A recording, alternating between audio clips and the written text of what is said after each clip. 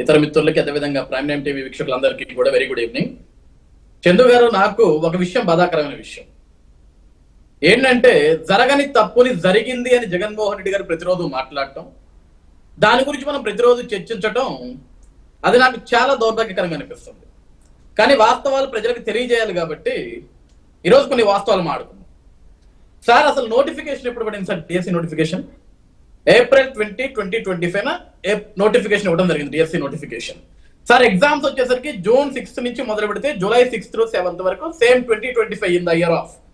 అప్పుడు exams conduct చేస్తే మనకి మెరిట్ లిస్ట్ వచ్చేసరికి September 15, 2025 అప్లోడ్ చేస్తే అపాయింట్మెంట్ ఆర్డర్స్ September 25, 2025 మనం అపాయింట్మెంట్ ఆర్డర్స్ ఇవ్వడం జరిగింది.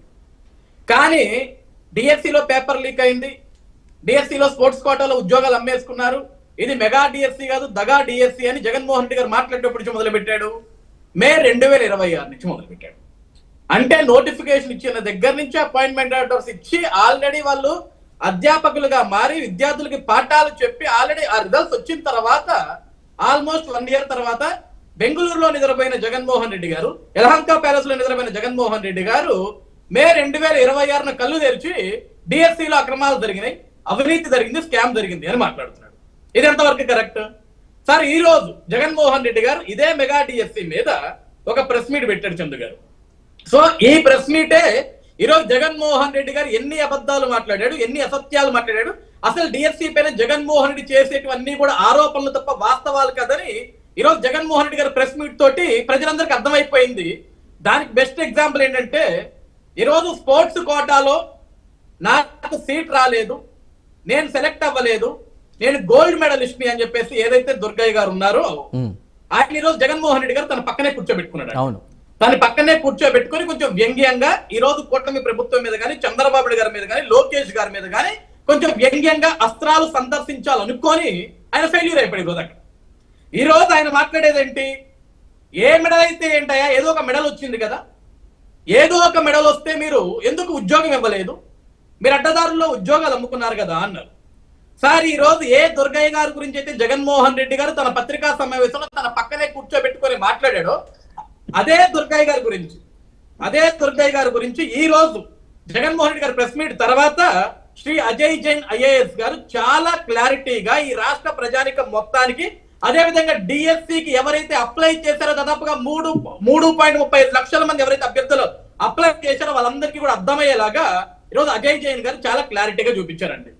అందులో ఈ రోజు అసలు దుర్గయ్య గారికి ఎందుకు జాబ్ రాలేదు అంటే, ఫస్ట్ ఆఫ్ ఆల్ దుర్గయ్య గారికి వచ్చిన ర్యాంక్ 57 ర్యాంక్ సార్. చందు గారు బాగా గుర్తుపెట్టుకోండి, దుర్గయ్య గారికి వచ్చిన ర్యాంక్ 57 ర్యాంక్ వచ్చినప్పుడు ఈయనేమంటాడంటే, నేను నేషనల్ గోల్డ్ మెడలిస్ట్ అండి, నాకు మొత్తం గోల్డ్ మెడల్స్ వచ్చినాయి, నాకు గోల్డ్ మెడల్స్ వచ్చినా సరే కూడా ఎందుకు నాకు ఉద్యోగం ఇవ్వలేదు, కానీ బ్రాంజ్ అండ్ సిల్వర్ మెడల్స్ వచ్చిన వాళ్ళకి మాత్రం ఉద్యోగం ఇచ్చారు, నాకు ఇవ్వలేదు అంటే ఇక్కడ దుర్గయ్య గారు చేసిన తప్పేంటి, సెల్ఫ్ మిస్టేక్ చేశారు. ఏదైతే నోటిఫికేషన్ ఇచ్చిన రోజు దానికి సంబంధించిన స్పోర్ట్స్ కి సంబంధించిన ఏదైతే మెరిట్ సర్టిఫికేట్స్ ఉన్నాయో వాటిని అప్లోడ్ చేసే భాగంలో ఏదైతే 32nd national games held 2002 Hyderabad and Visakhapatnam of national competitions is one of the recognised game archery, దానికి సంబంధించిన డాక్యుమెంట్, దానికి సంబంధించిన సర్టిఫికేట్ ఆయన అప్లోడ్ చేయలేదని ఈరోజు నేను తెలుగుదేశం పార్టీనో, చంద్రబాబు నాయుడు గారునో, నారా లోకేష్ గారునో, లేకుంటే మా శాపో మేము ఆరోపించట్లేదండి. ఏదైతే నాకు ఉద్యోగం రాలేదని అదే దుర్గయ్య గారు హైకోర్టుకి వెళ్ళారు.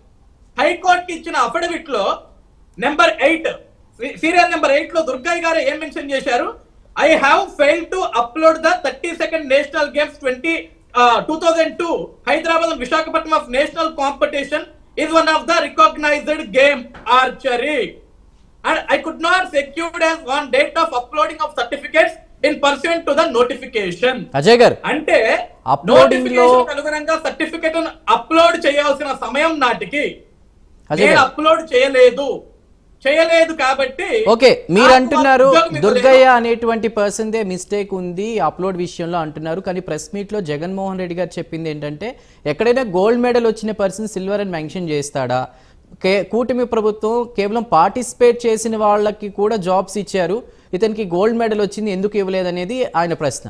అదే చెప్తున్నాను చంద్ర గారు, ఇక్కడ దుర్గయ్య గారు హైకోర్టుకి ఇచ్చిన అఫిడవిట్ లోనే ఆయన ఏం చెప్పాడు, 32nd నేషనల్ గేమ్ నేను ఏదైతే పార్టిసిపేట్ చేశానో దానికి సంబంధించిన డాక్యుమెంట్ నేను అప్లోడ్ చేయలేదన్నారు. ఈ రోజు ఏదైతే దుర్గయ్య గారికి రావాల్సిన ఉద్యోగం గురించి నాకు కాకుండా ఇంకొకరికి ఉద్యోగాలు ఇచ్చారని చెప్పారో ఆ 6 మంది సార్ నేను పేర్లతో సహా చెప్తాను, వాళ్ళకి వచ్చిన ర్యాంకులతో సహా చెప్తాను. ఫస్ట్ దుర్గయ్య గారికి వచ్చిన ర్యాంక్ ఎంతండి? 57.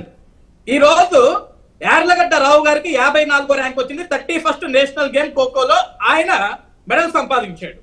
అదే విధంగా సెకండ్ వచ్చేసరికి ఆదినారాయణ గారు, ఆయనది కూడా 54 ర్యాంక్, ఆయన 33rd నేషనల్.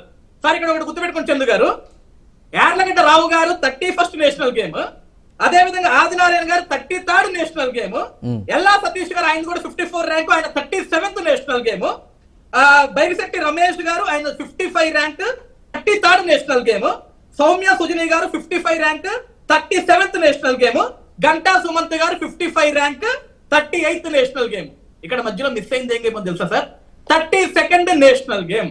అంటే ఇక్కడ సెల్ఫ్ మిస్టేక్ ఎవరిది? అనికి దుర్గయ్య గారిది సెల్ఫ్ మిస్టేక్.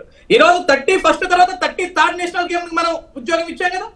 అంటే వాళ్ళకి సంబంధించిన డాక్యుమెంట్స్ నోటిఫికేషన్ ఇచ్చిన సమయానికి వాళ్ళు ఆ సమయానికి అప్లోడ్ చేయాల్సిన డాక్యుమెంట్స్ క్లారిటీగా అప్లోడ్ చేశారు. కాబట్టి ఈ రోజు దుర్గయ్య గారు ఆయన ఇచ్చినప్పుడు వీటిలో రాశారు, నేను ఆ రోజు నా దగ్గర లేదు, లేకుంటే నాకు సరైన సమయం అందలేదు, నేను ఆ రోజు ప్రెజెంట్ చేయలేకపోయినట్టే. మనకి గైడ్ లైన్స్ ఏంటండి?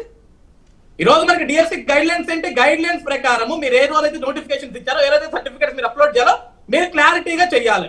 అంటే ఇక్కడ ర్యాంకులు 54, 54, 54, 55, 55, 55. కానీ దుర్గయ్య గారికి వచ్చిన ర్యాంక్ ఎంత? 57. ఈ రోజు 54 ర్యాంకు కాకుండా 55వ ర్యాంకు కాకుండా 57వ ర్యాంకు ఏ విధంగా ఉద్యోగం ఇస్తారు?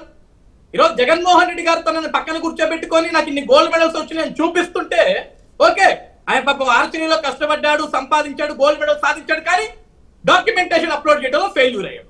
ఈ విషయం అవగాహన లేకుండా జగన్మోహన్ రెడ్డి గారు వెటకారంగా ఏదో ఒక మెడల్ అయితే ఏంటి ఉద్యోగం ఎవరా ఎట్లా ఇస్తారు sir? Guide lines rules and regulations ఉంటాయి. జగన్మోహన్ రెడ్డి గారు మీరు అనుకున్నట్లుగా ఇచ్చేయచ్చు కదా అంటే మీరు ఇచ్చేస్తారేమో అట్లా, కానీ ఒప్పుకోరు. ఇక్కడ చంద్ర గారికి ఒక మాట మాట్లాడాడు నిదే స్పోర్ట్స్ గురించి జగన్మోహన్ రెడ్డి గారు. ఇక్కడ కొంతమంది ఉద్యోగస్తులు కనీసం డిగ్రీ కూడా లేదు, ఏదో స్పోర్ట్స్ ఆడారంట, ఆ సర్టిఫికేట్ తోటి వచ్చి ఉద్యోగం ఎక్కేశారు, డిగ్రీ కూడా లేదని. కామన్ సెన్స్ ఉన్నాడు ఎవడన్నా సరే ఇలా మాట్లాడతాడా? బుర్రున్నాడు ఎవడన్నా సరే. అసలు వితౌట్ ఎనీ డిగ్రీ ఏ విధంగా డిఎస్సి లో అది ఈవెన్ స్పోర్ట్స్ కోట అయినా సరే ఉద్యోగం ఎట్లా ఇస్తారు సార్? సార్ ఈ రోజు స్పోర్ట్స్ కోట అయినప్పటికీ కూడా కంపల్సరీ టెట్ క్వాలిఫై అయ్యి ఉండాలా? That's the mandate. వాళ్ళు బీఈడి చేసి ఉండాలా. అసలు నేను 10th చదవలేదు, నేను ఇంటర్మీడియట్ ఫెయిల్ అయ్యాను, నేను డిగ్రీకే రాలేదు, కానీ నేను స్పోర్ట్స్ అప్లై చేశాను, నాకు ఉద్యోగం వచ్చేసింది అంటే హౌ ఇస్ ఇట్ పాసిబుల్? ఈ రోజు జగన్మోహన్ రెడ్డి గారు చేసిన ఆరోపణతో డిగ్రీ లేని వాళ్ళకు కూడా ఉద్యోగం ఇచ్చారన్నారు కదా. ఈ fact Jaganmohan Reddy has any guts to prove this? ఎలాంటి కోర్టుకి వెళ్ళండి, ఎవరు డిగ్రీ చేయకుండా ఆధారాలు అవి కూడా కాల్ రికార్డింగ్స్ గవర్నమెంట్ ఎంబ్లం ఉన్నటువంటి దాన్ని కూడా పర్సన్ డబ్బులు డిమాండ్ చేస్తున్నట్టు కూడా చూపించారు. దాని గురించి కూడా మాట్లాడదాం. బిఫోర్ దట్ ఒక ప్రైమ్ డిబేట్ లో స్మాల్ బ్రేక్